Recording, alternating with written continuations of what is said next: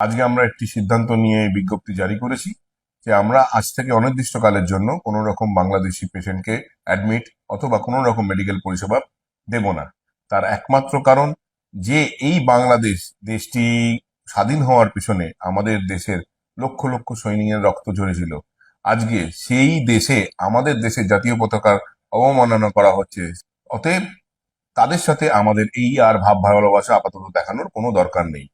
আপাতত ভবিষ্যতে, এবং আমি এটাও চাইবো যে এই আমাদের এই হসপিটাল ফিল্ডে যারা যারা রয়েছেন সবারই এই সিদ্ধান্ত নেওয়া উচিত। কারণ আর সবার ঊর্ধ্বে কিন্তু আমাদের এই দেশ, আমরা এই দেশেই হাসপাতাল চালাচ্ছি।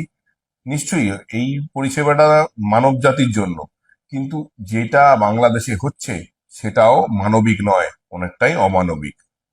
তো সেই তারা যখন যেখানে এই অনৈতিক পরিস্থিতি, সেখানে দাঁড়িয়ে তাদেরকে